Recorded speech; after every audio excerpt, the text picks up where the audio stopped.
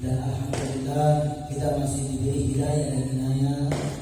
Di tempat ini masih diberi kesempatan untuk berzikir di hadapan Allah Subhanahu wa Ta'ala. Alhamdulillah. Saya ingin menyampaikan sedikit pesan-pesan.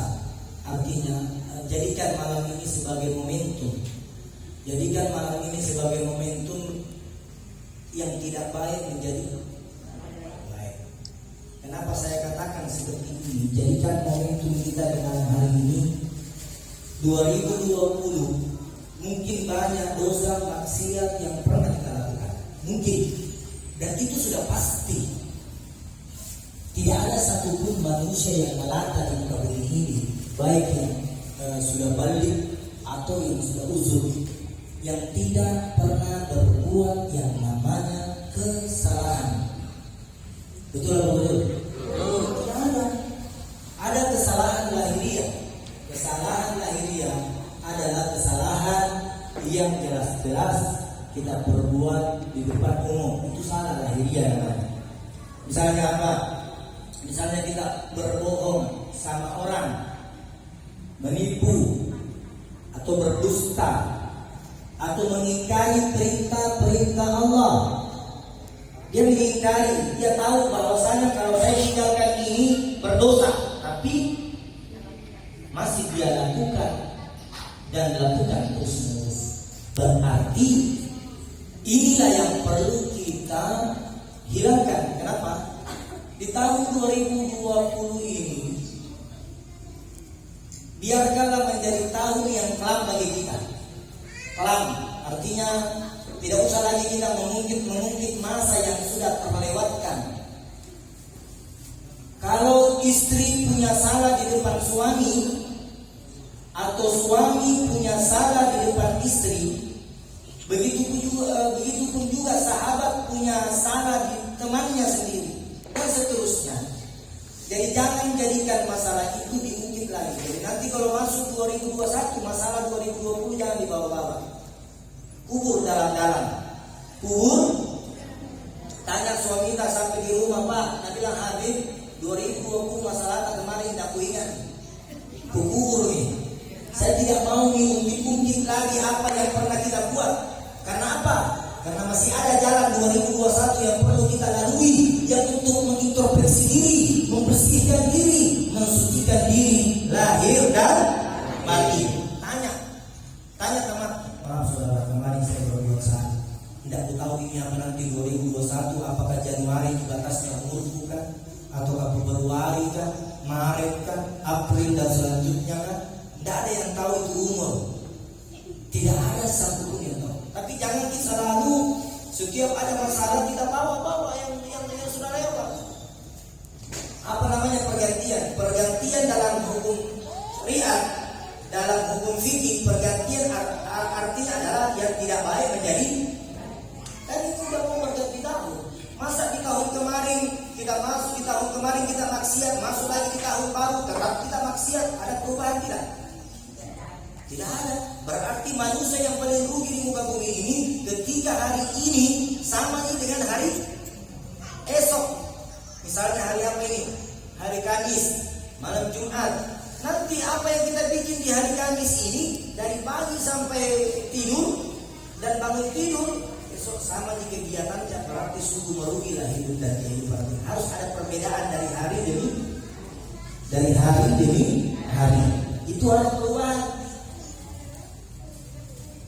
Yang kedua pesan saya, momentum ini orang yang suka bermaksiat di 2020 tinggalkan ini. Jangan bilang, artinya apa sih? Kan kita tahu itu tidak baik. Kalau tidak ada orang yang bisa merubah orang lain kecuali dirinya sendiri. Tidak ada orang yang bisa merubah orang lain kecuali kehendak dirinya sendiri. Siapa kira-kira? Saya sudah sering, atau para ulama, para kiai pernah mencoba berdakwah dari lapas, dari penjara ke penjara. Saya pernah coba juga itu. Masuk. Ada yang dari 10 orang yang kita nasihati dalam penjara, mungkin hanya dua ya. Karena artinya apa? Berarti orang bisa berhijrah itu bukan dari orang lain, tapi dari dirinya dulu sendiri. Jadi kalau kita mau baik, jangan tanyakan sama orang lain, mau nggak baik, bagaimana caranya? Bukan begitu caranya kalau orang mau baik. Kalau mau baik, lakukan segera mungkin. Lakukan segera mungkin, secepat mungkin. Sama aja kalau kita mau makan satu makanan yang paling kita sukai, kira-kira kita tunggu besok atau tidak? Tidak. Kita pasti cari dan kita berusaha makanan yang kita sukai, kita akan dicari karena kita suka. Jadi simpel nih, kalau kita mau berubah yang jadi tidak baik menjadi baik, itu berada di dalam diri kita masing-masing. Nabi Shallallahu Alaihi Wasallam bersabda ketika didatangi oleh Abu Bakar As-Siddiq. Abu Bakar As-Siddiq mengatakan kepada Nabi Muhammad Shallallahu Alaihi Wasallam, ya Rasulullah, ya Habibullah, bagaimanakah contoh yang engkau berikan kepada orang yang mau bertobat? Abu Bakar As-Siddiq ini bertanya sama Nabi, kasihkan contoh Rasulullah, ya Rasulullah, bagaimana caranya dan ajarkan saya bagaimana caranya memperbaiki orang lain. Nabi, lakukan kepada dirimu sendiri, wahai sahabat, wahai umat. Kalau kau mau lihat baik, misalnya saya mau kasih baik orang, saya dulu baik. Jangan kau paksa orang baik kalau kau tidak baik. Tidak baik. Paham tak ini bahasa? Artinya begini, banyak orang tua menyuruh anaknya begini, sementara orang tuanya belum. Nabi bilang, ini anak mengerjakan itu, tapi ini anak berpikir, bapak pernah suruh sembahyang tapi tidak sembahyang. Ini contoh. Bapak pernah suruh sembahyang tapi tidak sembahyang. Mama pernah suruh mengaji baru dia tidak tahu mengaji. Berarti kalau kita mau merubah orang, rubahlah dulu dirimu, baru perbaiki orang lain. Dan orang lain itu tidak akan terhijrah dengan sedemikian apa yang kita inginkan ketika dia tidak bersungguh-sungguh dalam taubatnya. Taubatan nasuh, astagfirullah astagfirullah minal. Artinya taubat di sini bukan taubat yang kita kerjakan ini hari ini, besok kita kerjakan lagi. Itu bukan taubatan nasuh yang namanya. Taubatan nasuha, berjanji di hadapan Allah, bermunajat dan bermohon di hadapan Allah untuk tidak lagi melaksanakan, mengerjakan perbuatan maksiat yang dilanggar dan yang diharamkan oleh Allah. Apa? Banyak. Jangan lagi berani tinggalkan sholat. 2020 kemarin mungkin sholat bolong-bolong. Sekarang 2021 nih, jangan tinggalkan lagi itu sholat. Karena sholat itu bukan untuk Allah, bukan untuk Nabi, bukan untuk orang yang suruh ke sholat. Sholat itu untuk diri kita masing-masing kelak di yaumil akhirat nanti. Yang ditanya bukan hartamu, yang ditanya bukan kecantikanmu, yang ditanya bukan mobilmu, yang ditanya berapa rumahmu, tapi yang ditanya sholatmu yang pertama. Inna sholati wa nusuki wa mahyaya wa mamati lillahi. Sadarkah kita dengan ucapan yang barusan kita baca ini? Sesungguhnya hidup dan matiku kuserahkan sama Allah. Wa mahyaya wa mamati lillahi. Sadarkah kita kalau kita serahkan hidup jiwa raga sama Allah, mungkin tidak ada lagi orang yang berani tinggalkan sholat. Ini definisinya. Jadi pesan saya yang saya pada malam hari ini untuk meninggalkan tahun Masehi ya, tahun yang bukan tahun baru ini. Tahun baru Masehi ini adalah tahun baru seluruh dunia, bukan tahun barunya Islam. Tahun barunya Islam itu adalah Hijriyah. Tahun baru Masehi adalah tahun baru seluruh dunia, bukan hanya Makassar saja, seluruh. Jadi perlu kita bedakan. Kalender Masehi adalah kalender dipakai semua. Tapi kalau Hijriyah tidak dipakai di Amerika. Hijriyah yang dipakai itu adalah orang Islam saja yang pakai kalender Hijriyah. Jadi simpel. pulang di sebentar, gali-gali di tanah di depan rumah saya sebagai simbol bahwasanya semua yang tidak baik saya kubur di depan rumah. Sebagai simbol.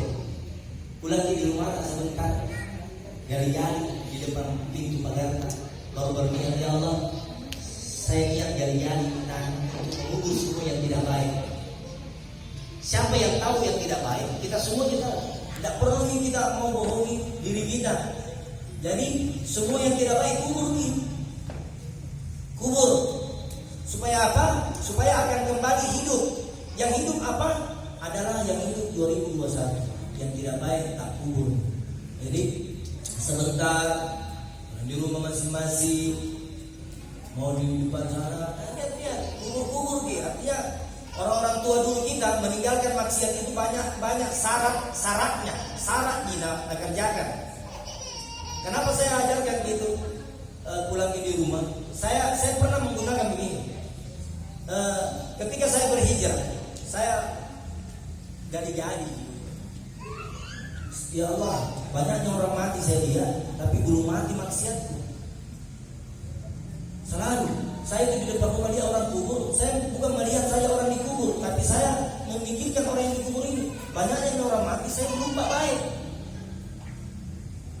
Saya belum baik. Bagaimana caranya orang itu dikubur? Dengan bagaimana caranya saya juga mengubur yang tidak baik. Sebenarnya yang dikubur itu bukan jasad, perbuatan. Kenapa Allah matikan manusia? Karena dia menghentikan maksiatnya. Jadi kalau kita mau membunuh diri kita, bunuh dulu yang tidak baik di dalam diri kita. Apa kata Nabi? Melawan hawa nafsu itu lebih besar daripada melawan seluruh apa yang kau lihat di muka bumi ini. Itu kata Nabi. Jadi kalau kita mau mengubur semua, jangan cuma tugasnya kita pergi antara orang mati, pergi taziah 1, 2, 3, baru kita pulang tidak mengingat.